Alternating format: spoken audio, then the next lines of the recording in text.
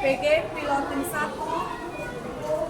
tahun 2024 Universitas Negeri Makassar dengan NIM 24951495135 nomor UKG 2015020600108. Saya guru mata pelajaran IPA di SD Negeri 060939. Saya hari ini akan melaksanakan praktek pembelajaran uji kompetensi di kelas 5 dengan materi lingkungan sahabat kita menggunakan pembelajaran kompetensi sosial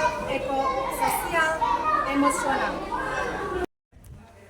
Siap gerak, ke depan gerak,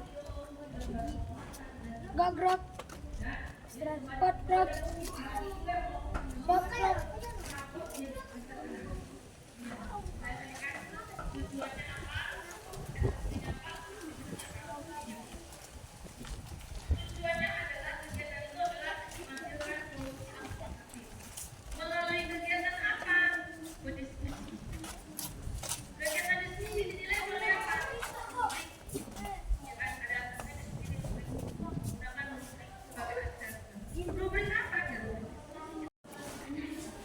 Selamat pagi anak ibu semua.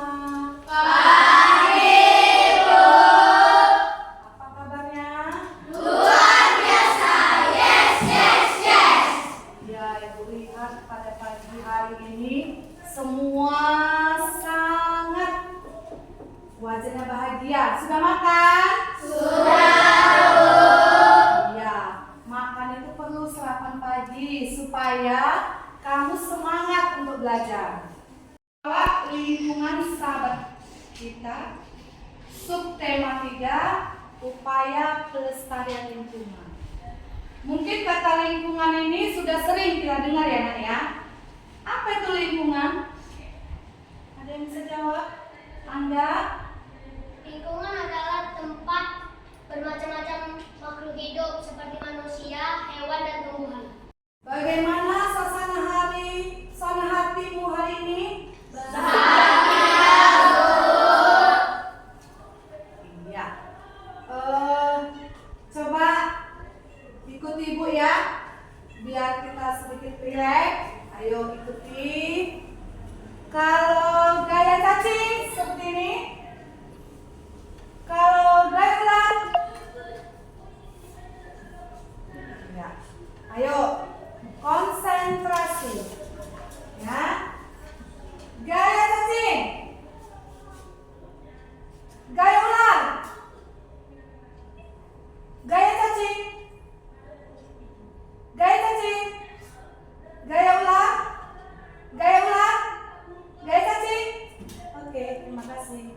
Untuk memulai pelajaran kita pagi ini, marilah kita berdoa menurut agama kita masing-masing. Doa dimulai.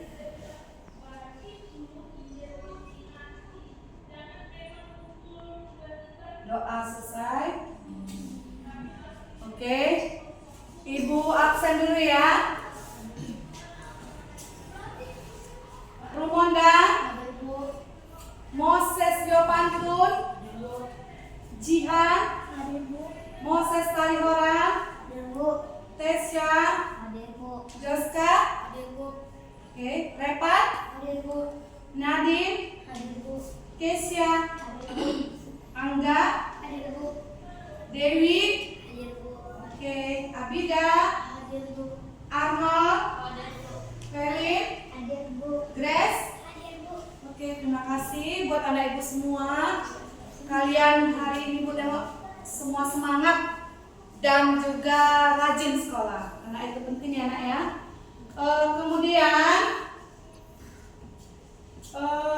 kita masih speaking. Siapa yang bisa membawakan ke depan?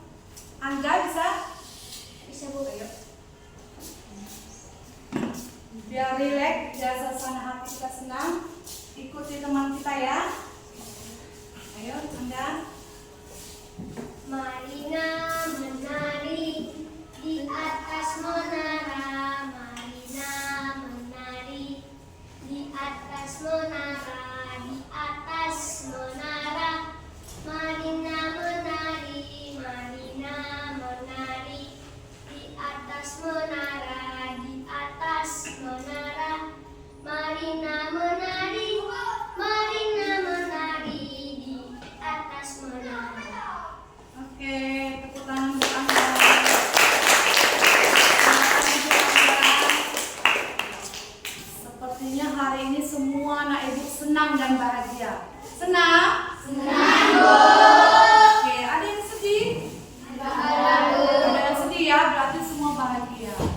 Nah, hari ini tema yang akan ibu bawakan ya, tema 8 yang berjudul lingkungan sahabat kita.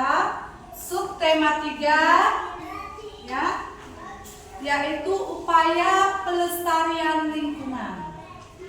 Nah, adapun sebelum kita masuk ke tema, adapun tujuan pembelajaran kita pada hari ini adalah diharapkan dengan menyimak video, ya nanti ada videonya akan ibu tampilkan. Peserta didik dapat memerinci tahap dalam siklus air. Yang kedua, melalui kegiatan berdiskusi, peserta didik dapat mempresentasikan faktor-faktor yang mempengaruhi kualitas air. Yang ketiga, melalui kegiatan pengamatan dan berdiskusi, peserta didik dapat memerincikan peristiwa non-fiksi dengan tepat. Yang keempat, dalam menonton video, ya nanti ada video dengan berbagai macam referensi, peserta didik dapat membuat karangan narasi teks non-fiksi dengan benar. Oke, lingkungan sahabat kita, subtema 3, upaya pelestarian lingkungan. Mungkin kata lingkungan ini sudah sering kita dengar ya nak ya. Apa itu lingkungan? Ada yang bisa jawab? Anda? Lingkungan adalah tempat bermacam-macam makhluk hidup seperti manusia, hewan, dan tumbuhan. Ada yang lain? Ya, Arnold? Lingkungan adalah tempat kita tinggal. Iya. Ada yang lain? Arnold? Apa itu lingkungan? Lingkungan adalah tempat kita. Iya. Lingkungan adalah tempat tinggal kita. Nah, kalau berbicara lingkungan, berarti di dalam lingkungan itu siapa saja? Ada makhluk hidup. Makhluk hidup itu siapa saja? Kita, manusia, hewan, dan tumbuhan. Iya kan? Nah, manusia, hewan, dan lingkungan itu saling ketergantungan, saling membutuhkan satu dengan lainnya. Apa yang dibutuhkannya? Yaitu dia, kalau manusia kita perlu apa? Makan, kemudian perlu minum. Begitu juga dengan tumbuhan atau hewan. Hewan perlu makan? Perlu minum? Untuk kelangsungan hidup. Kalau dia nggak makan, nggak minum, terakhirnya apa? Mati. Nah, begitu juga tumbuhan, dia perlu disiram setiap hari. Ada nggak tanaman di rumah kamu? Bunga ya, banyak bunga ya nak ya.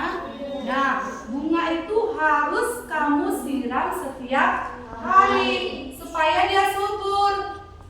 Coba kalau seperti sekarang ini cuaca kita yang panas, ya. Kalau kamu tidak rajin nyiram, lama-lama si bunga tadi akan layu. Kalau udah layu, maka kelamaan dia akan mati. Berarti dia memerlukan air. Begitu juga dengan manusia. Nah, tadi tema kita tadi apa tadi? Upaya pelestarian lingkungan. Nah, upaya pelestarian lingkungan berarti itu yang melakukannya adalah kita sendiri, manusia sendiri. Nah, apa yang bisa kita lakukan? Apa yang bisa kita lakukan? Salah satunya apa? Ada yang bisa jawab upaya kelestarian lingkungan? Misalnya dengan menanam pohon. Dengan menanam pohon itu suasana menjadi dingin ya, sejuk. Tetapi setelah kita tanam pohon tadi harus diisi, berarti butuh air. Berarti dalam kehidupan kita ini kita membutuhkan air. Tanpa air kita tidak bisa. Nah, air yang kita butuhkan itu bukan sembarangan air. Nah, coba kamu lihat. Contohnya air minum. Air minum yang bisa kita minum itu yang bagaimana? Yang bersih, yang jernih airnya, tidak berbau. Apalagi? Tidak mengandung mikroorganisme yang lain yang berbahaya. Tidak apa? Tidak berwarna. Nah, itulah yang bisa kita konsumsi. Ya. Kalau airnya Bu udah berbau, bagaimana Bu? Dia sudah nggak berasa, nggak berbau, udah berbau, bagaimana? Jangan kita konsumsi lagi. Berarti itu tanda air yang tidak sehat. Oke. Kita lanjutkan. Oke anak ibu, silakan perhatikan video di depan. Tematik 8, kelas 5, sekolah dasar. Lingkungan sahabat kita. Dalam tematik 8, terdapat 3 subtema, yaitu subtema 1, manusia dan lingkungan. Subtema 2, perubahan lingkungan. Subtema 3, usaha pelestarian lingkungan. Selamat datang dalam tematik 8, subtema 3, usaha pelestarian lingkungan. Perkenalkan, ini keluarga Anggi. Keluarga Anggi terdiri dari 4 orang, yakni ayah, ibu, kakak laki-laki bernama Angga, dan Anggi. Saat pagi hari, Angga selalu membantu ayah untuk menyiram halaman dan membersihkan taman. Setiap pagi, Anggi juga membantu ibu untuk memasak dan menyiapkan sarapan. Setelah itu, mereka mandi dan tak lupa sarapan sebelum berangkat ke sekolah. Anggi dan kakaknya juga selalu minum susu pada pagi hari agar lebih sehat. Semua kegiatan yang dilakukan keluarga Anggi memerlukan air. Contoh kegiatan apa sajakah yang memerlukan air? Kegiatan yang memerlukan air yaitu mandi, memasak, minum, menyiram tanaman, dan masih banyak kegiatan lainnya. Kita membutuhkan air yang bersih. Lalu, bagaimanakah ciri-ciri air yang bersih? Ciri-ciri air bersih antara lain, bening atau tidak keruh, tidak memiliki warna, tidak memiliki bau, tidak memiliki rasa. Jika ditaruh dalam wadah, tidak mengendap. Lalu, apa yang terjadi apabila kita menggunakan air kotor untuk kehidupan sehari-hari? Jika kita minum dengan air yang kotor, maka kita akan terserang penyakit. Badan kita akan terasa gatal-gatal dan akan timbul penyakit kulit. Tanaman yang kita siram menggunakan air kotor akan layu dan mati. Makanan yang dihasilkan akan berbahaya untuk tubuh apabila dimakan. Bacalah teks berikut tentang pentingnya air untuk kehidupan dengan cermat. Setelah membaca teks pentingnya air untuk kehidupan, mari kita kerjakan soal-soal berikut ini. Klik untuk memeriksa jawabanmu.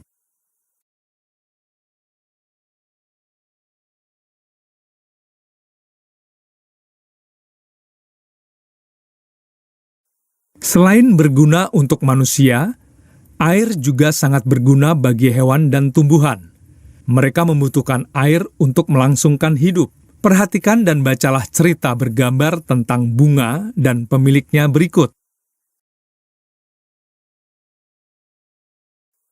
Dari teks bacaan bunga dan pemiliknya, buatlah peta pikiran pada selembar kertas A4 tentang informasi penting yang kamu temukan. Klik untuk memeriksa jawabanmu.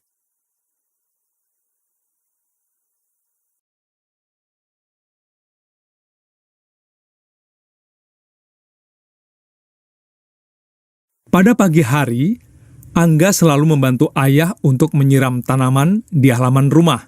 Selepas menyiram tanaman, terkadang Angga lupa mematikan keran air sehingga air terbuang sia-sia. Akibat kelalaiannya itu, air jadi terbuang sia-sia dan tidak dapat dimanfaatkan. Lalu, bagaimana kita menghemat air?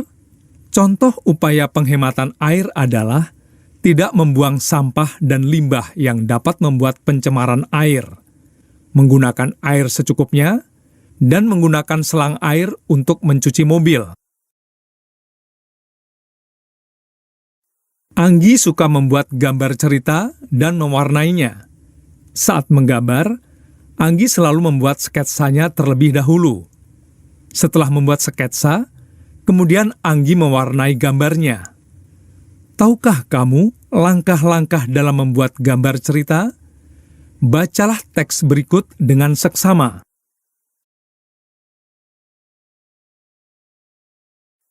Setelah selesai membuat gambar cerita, kita akan mewarnai gambar tersebut. Apakah kamu tahu bahwa terdapat teknik dalam mewarnai? Dalam mewarnai terdapat 2 teknik pewarnaan gambar. Antara lain, teknik pertama adalah teknik pewarnaan basah, yaitu pewarnaan yang memerlukan pengencer seperti cat air, cat minyak, atau tinta.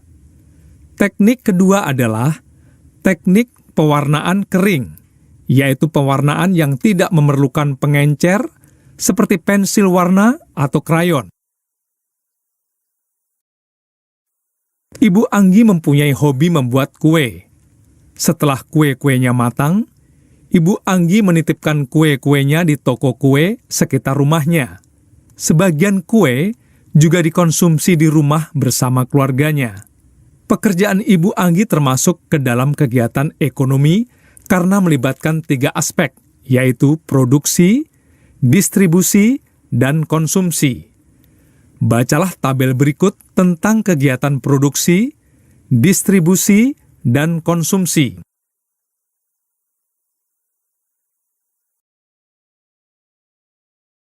Selain Ibu Anggi yang mempunyai usaha membuat kue, Ayah Anggi juga seorang pengusaha di bidang transportasi. Ayah Anggi punya beberapa mobil untuk disewakan kepada orang yang membutuhkan jasa persewaan mobil. Dalam usahanya, Ayah Anggi selalu berhadapan dengan banyak pesaing yang juga mempunyai usaha di bidang yang sama. Bagaimana cara Ayah Anggi menghargai para pesaingnya tersebut?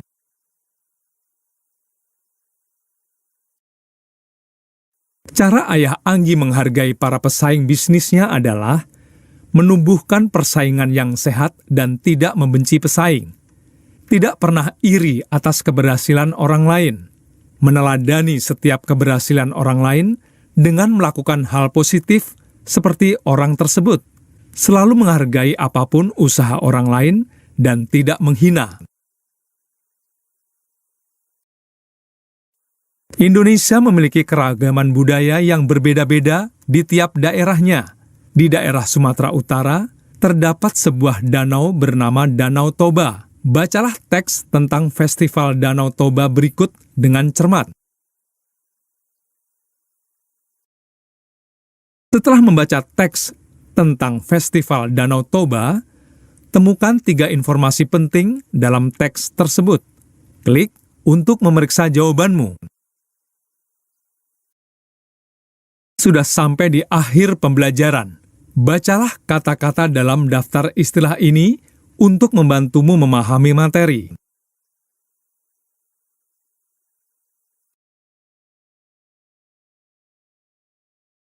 Assalamualaikum, apa kabar anak-anak? Semoga sehat selalu dan juga selalu dalam lindungan Allah Subhanahu wa Ta'ala ya. Amin ya Rabbal 'Alamin. Perkenalkan, nama Ibu Behesti Sofi Manani. Ibu merupakan mahasiswa UPI Kampus Cibiru yang sedang melaksanakan kegiatan PPLSP di SD Plus Ar-Rahmat. Mohon bantuannya ya.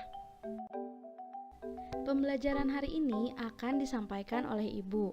Kita akan mempelajari tema 8, subtema 3, usaha pelestarian lingkungan, pembelajaran 1-3 untuk kelas 5 sekolah dasar.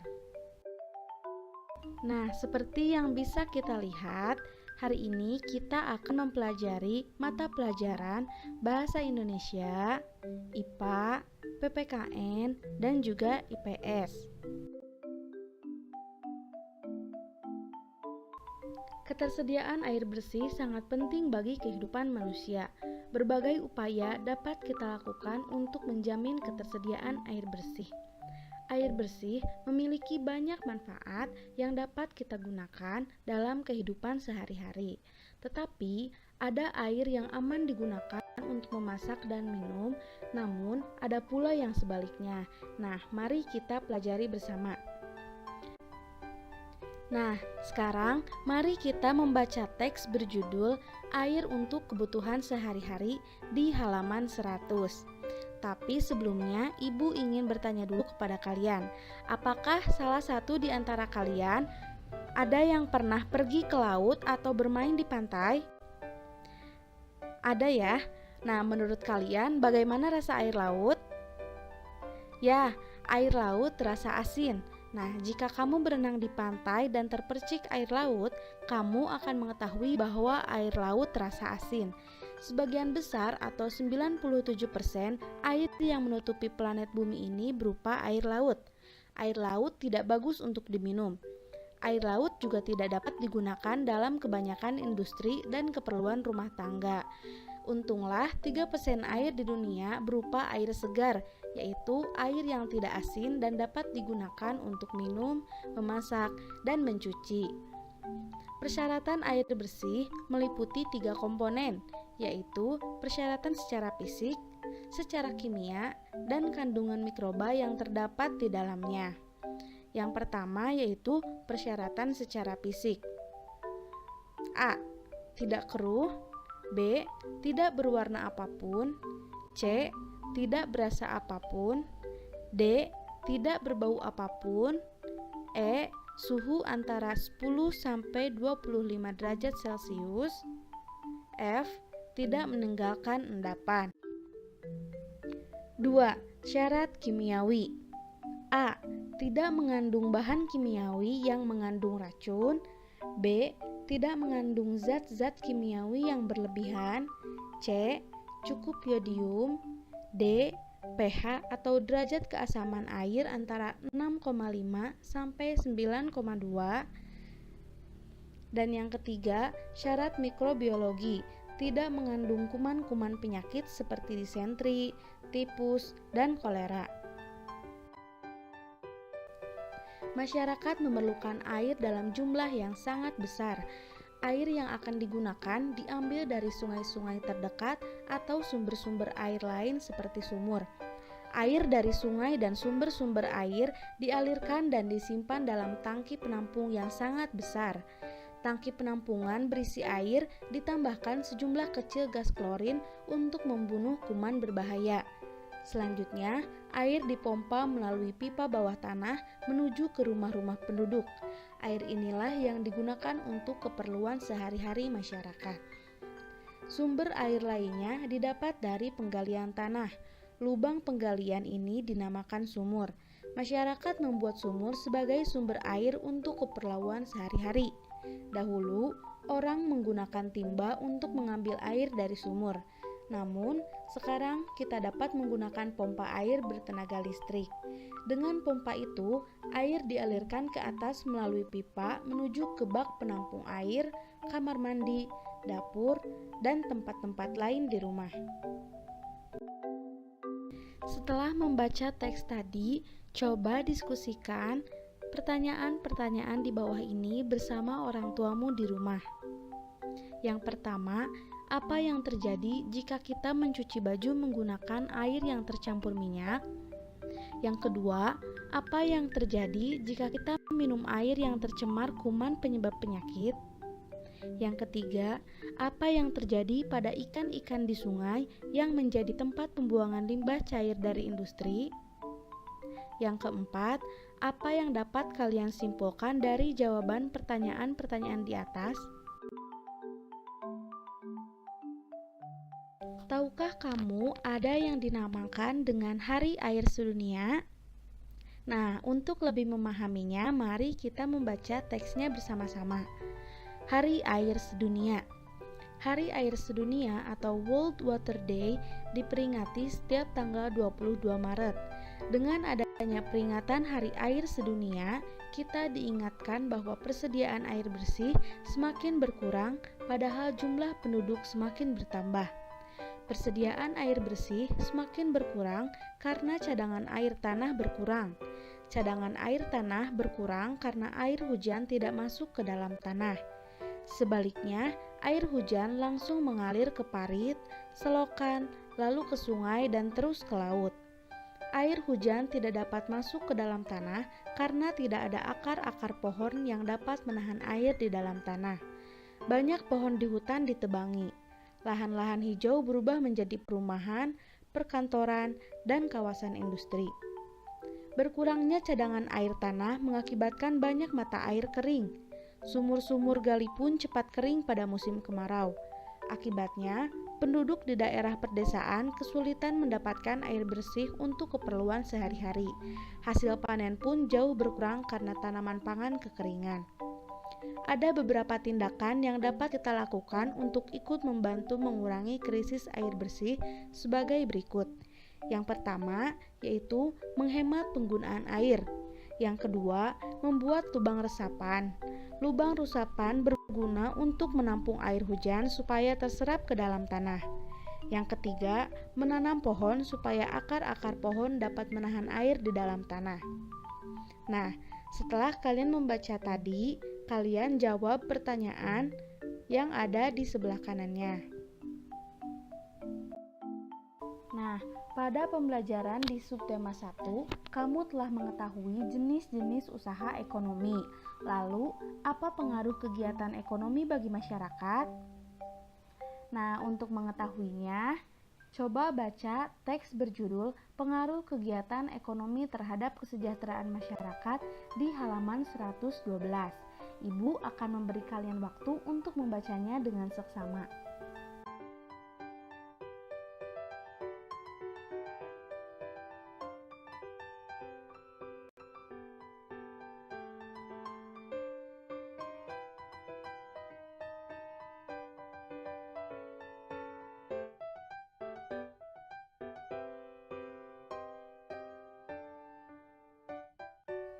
Nah, berdasarkan teks yang tadi kalian baca, coba buatlah peta pikiran yang memuat informasi-informasi penting dari teks tersebut. Sekian pembelajaran yang dapat Ibu sampaikan hari ini. Terima kasih telah menyimak dan mendengarkan. Sampai jumpa di pertemuan berikutnya. Wassalamualaikum warahmatullahi wabarakatuh. Selanjutnya, coba perhatikan ke depan, Nak. Ada di sini upaya pelestarian lingkungan. Kamu lihat gambarnya ya.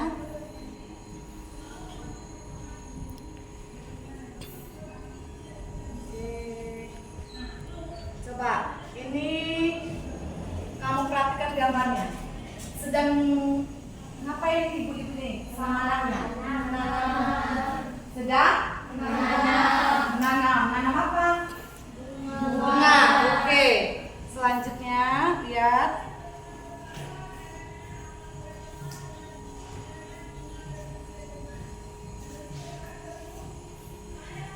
Nah, perhatikan gambar di atas. Kegiatan apa yang dilakukan dalam gambar tersebut? Menanam bunga. Yang kedua, di mana kegiatan itu biasa dilakukan? Di pekarangan rumah bisa, di pekarangan sekolah bisa. Iya, di lingkungan. Oke. Yang ketiga, apa tujuan dari kegiatan itu?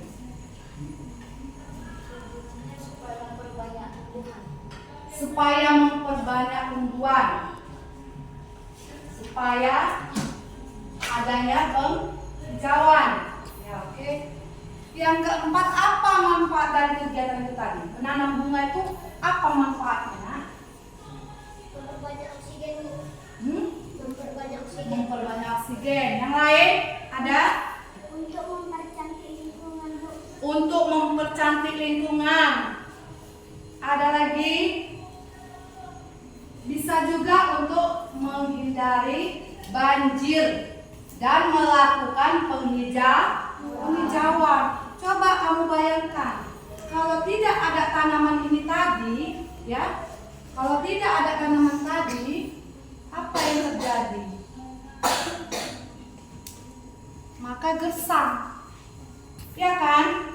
Nah, coba kamu lihat gambarnya. Gambarnya seorang ibu dan anaknya menanam bunga. Kamu lihat di sini. Ini rumahnya. Ada pohon yang besar, ada pohon yang kecil, dan dia menanam bunga. Sungguh indah kan? Nah, ini pohon-pohon tadi seandainya tidak ada, bagaimana lingkungan kita? Terasa panas. Nah, lihat ada di sekolah kita ini. Di depan ada bunga, di samping kanan kiri, bahkan di depan lingkungan kita, teras kita ada bunga. Nah, itu tujuannya untuk apa? Penghijauan. Ya, penghijauan. Jadi dengan adanya pohon tadi, ya, untuk menghindari juga yang namanya banjir tadi. Coba kalau sama sekali nggak ada pohon, bagaimana keadaan lingkungan kita ini? Tiba-tiba hujan deras, tidak ada yang bisa menyerap air itu masuk ke dalam tanah, tidak ada tanaman, maka akan menyebabkan banjir. Nah, untuk kalian anak-anak ibu, ayo rajinlah kalian menanam bunga, dan juga kalian harus rajin menyiramnya, ya, supaya dia bisa tumbuh dari tanaman kecil bisa nanti menjadi besar dan berbunga. Indah kan? Cantik kan kalau kita lihat bunganya? Cantik. Iya. Oke, selanjutnya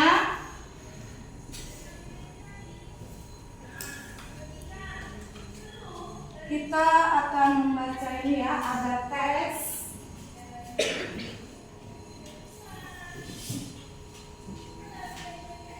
Baik, anak ibu, kita lanjutkan pelajarannya. Di sini kita lihat ya, ketersediaan air bersih sangat penting bagi kehidupan manusia. Berbagai upaya dapat kita lakukan untuk menjamin ketersediaan air bersih. Nah, coba Angga bisa baca teksnya. Baik, Bu, terima kasih. Bagaimana rasa air laut? Ya, air laut terasa asin. Jika kamu berenang di pantai dan terpercik air laut, kamu akan mengetahui bahwa air laut terasa asin. Sebagian besar, 97% air menutupi planet bumi ini, berupa air laut. Air laut tidak bagus untuk diminum. Air laut juga tidak dapat digunakan dalam kebanyakan industri dan keperluan rumah tangga. Untunglah 3% air di dunia berupa air segar, yaitu air yang tidak asin dan dapat digunakan untuk minum, memasak, dan mencuci. Persyaratan air bersih diliputi 3 komponen, yaitu masyaratan secara fisik, secara kimia, dan kandungan mikroba yang terdapat di dalamnya. 1. Persyaratan secara fisik. A. Tidak keruh. B. Tidak berwarna apapun. C. Tidak berasa apapun. D. Tidak berbau apapun.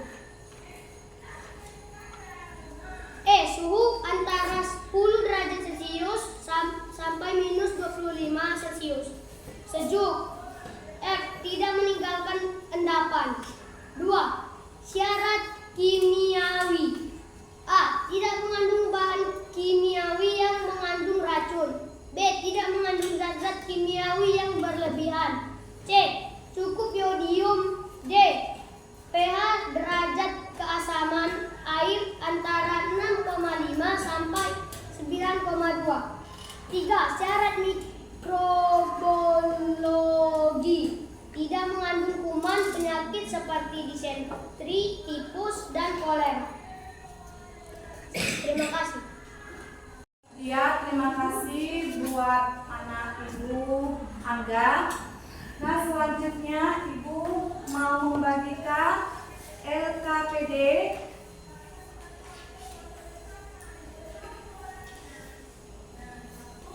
Bisa kamu buka ya LKPD-nya.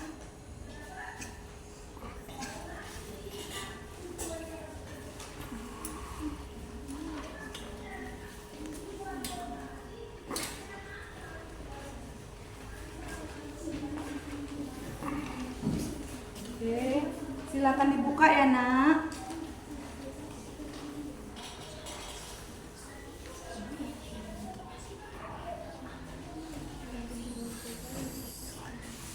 Nah, coba kalian buka lembar kerja peserta didiknya.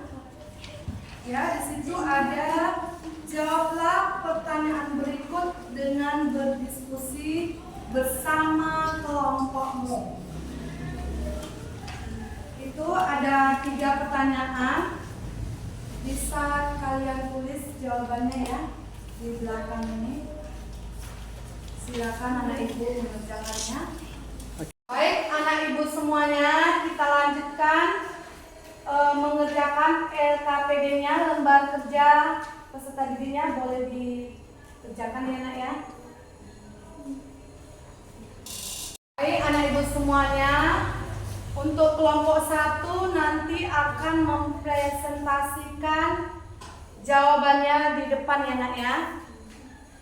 Kelompok 2 nanti akan menunjukkan hasil diskusinya ya. Anak ibu, untuk yang kelompok 3 nanti akan menunjukkan hasil gambarnya ya di depan. Anak ibu semuanya, silakan kerjakan di kelompoknya masing-masing ya.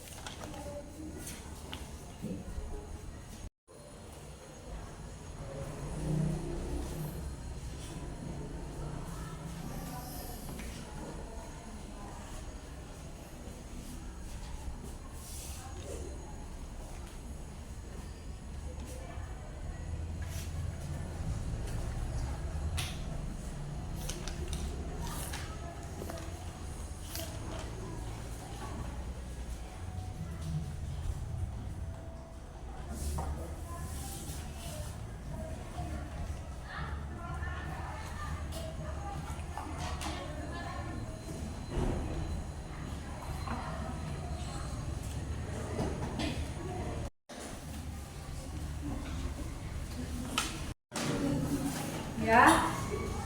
Anak-anak ibu semuanya sudah selesai? Sudah.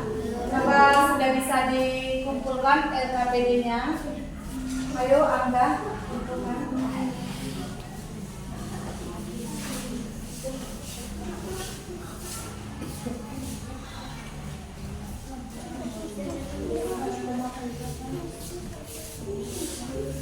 Dari kelompok 1,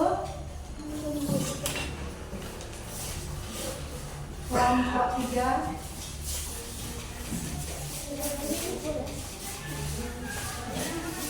terima kasih. Terima kasih buat anak ibu semua. Nah, selanjutnya kita akan mempresentasikan hasil kerja kelompok kalian tadi ke depan kelas ya, Nak ya. Di depan kelas ya. Untuk kelompok 1, boleh siapa? Nadi? Oke.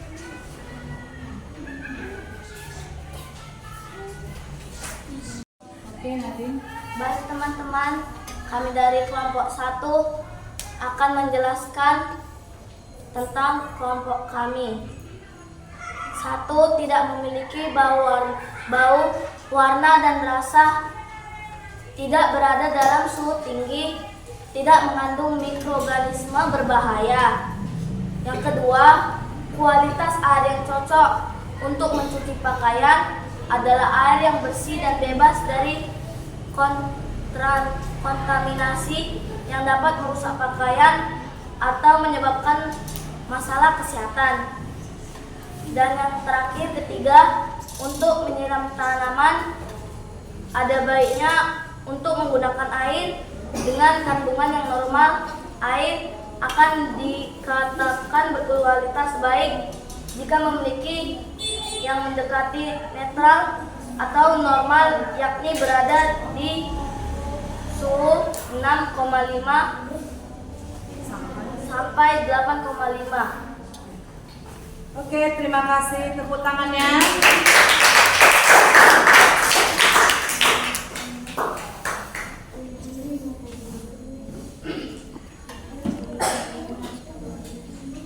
Halo teman-teman, saya Angga akan membacakan hasil dari kelompok kami.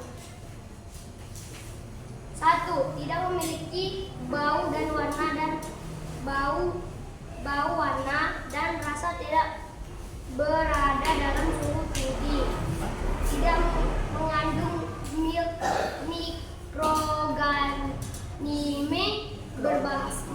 mikroorganisme berbahaya. Kualitas air yang cocok untuk mencuci pakaian adalah air yang bersih dan bebas dari kontaminasi yang dapat merusak pakaian atau menyebabkan masalah kesehatan. 3. Untuk menyiram tanaman sebaiknya untuk menggunakan air dengan kandungan pH yang mendekati netral atau normal yakni berada di angka 6,5 derajat Celcius sampai 8,5 derajat Celcius.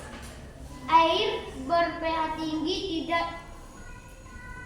diketahui bisa memiliki kelarutan rendah terhadap pupuk yang sudah diserap oleh tanaman.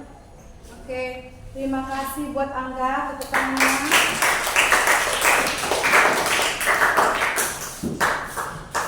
Selanjutnya kelompok 3 akan mempresentasikan hasil. Ayo. Coba perkenalkan dulu. Dan inilah hasil dari kelompok kami.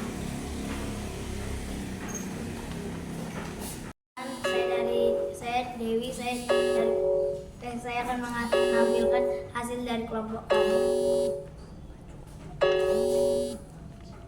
Inilah hasil dari kelompok kami.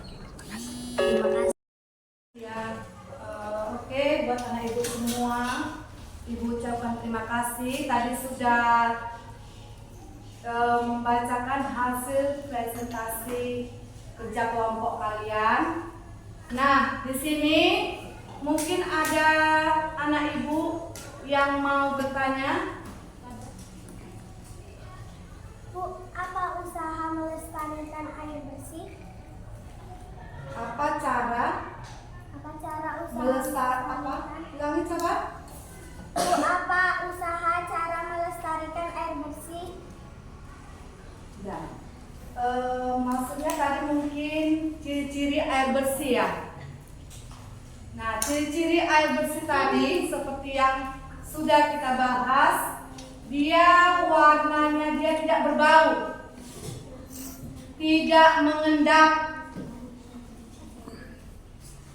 Nah, itulah dia ciri-ciri air yang bersih, tidak berbau dan tidak ada endapan di air itu. Dan dia tidak berasa. Mungkin itu aja jawabannya, Grace. Ya, buat anak ibu yang lain mungkin ada yang ingin bertanya lagi. Ya, silakan Pelin. Apa syarat-syarat air bersih, Bu? Syarat air bersih. Tadi udah ditanyakan siapa ya? Si Grace ya. Dia syarat air bersih itu dia tidak ada endapan, airnya tidak berasa dan tidak berbau. Berarti warnanya harus jernih. Air itu yang bisa kita konsumsi. Selanjutnya, Ciri-ciri air bersih, Bu. mana? Ciri-ciri air bersih tadi sama ya, Nak, sama si Pelin tadi. Ayo yang lain. Bu, Ya. apa contoh melestarikan alam? Contoh melestarikan alam. Nah, kalau kita mau melestarikan alam, salah satunya mengadakan penghijauan. Penghijauan tadi dengan cara menanam tanaman. Kemudian kita juga menjaga lingkungan kita itu supaya tetap bersih. Mungkin itu aja jawaban dari ibu ya. Oke, buat anak ibu semua, ada lagi yang mau bertanya? Sudah paham anak ibu semua? Nah, kalau gitu ibu yang ingin bertanya, dari yang kita tema tadi tentang upaya pelestarian lingkungan tadi, ya, salah satunya tadi kita adanya tersedianya air bersih. Coba ibu mau bertanya, bagaimana dikatakan air itu dia bersih?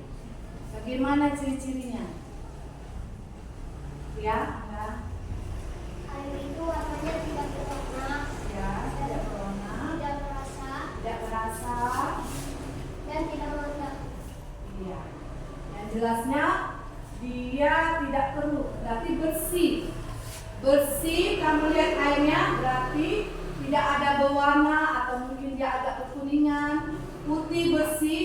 Itulah ciri-ciri air yang bisa kita konsumsi, baik itu untuk minum ataupun untuk mandi atau untuk keperluan yang lain. Banyak manfaat air ya kan, bukan hanya untuk minum. Untuk apa lagi manfaat air? Untuk mandi, untuk mencuci. Nah, baju kamu itu yang dicuci itu juga harus bersih. Bukan berarti harus untuk minum aja yang bersih. Bajumu ini pun harus dengan air yang bersih. Kenapa? Jika kalau kamu mencuci airmu tidak bersih, baju putihmu pun jadi berubah warna. Jadi warna apa? Kuning. Nah, di situ takutnya nanti adanya bakteri, ya kan? Nah, makanya air bersih itu sangat dibutuhkan makhluk hidup, termasuk manusia, hewan, dan tumbuhan. Jadi dari materi yang sudah Ibu sampaikan tadi dapat kita ambil kesimpulannya bahwa air sangat dibutuhkan oleh makhluk hidup. Nah, kesimpulannya juga yang kedua bahwa kita juga harus menjaga lingkungan kita. Menjaga lingkungan kita itu juga berhubungan dengan makhluk hidup tadi. Nah, seperti kita manusia, ya, kita punya lingkungan, punya tempat tinggal kan, Nak? Nah, kita punya tempat tinggal juga tempat tinggal yang bagaimana yang memang syaratnya itu yang tempat tinggal yang sehat. Yang pertama harus bersih. Nah, tempat tinggal yang bersih itu maka kita juga yang sebagai tempat orang yang tinggal di tempat itu juga akan menjadi sehat. Kebersihannya itu ya dari diri kita sendiri, kita yang menjaga kebersihan itu. Kebersihan rumah, baik kebersihan lingkungan di sekolah, itu semuanya kita yang melaksanakannya. Ya, bisa ya Nak ya? Oke, itulah kesimpulan yang bisa kita ambil dari judul kita tadi, upaya pelestarian lingkungan. Oke, anak ibu semua, tadi sudah ibu buat ya kesimpulan dari pembelajaran kita hari ini. Nah, sekarang kita tutup pembelajaran kita dengan berdoa. Ya, siapkan ketua. Sebelum kita pulang, mari kita berdoa. Menurut agama dan kita masing-masing, doa dimulai.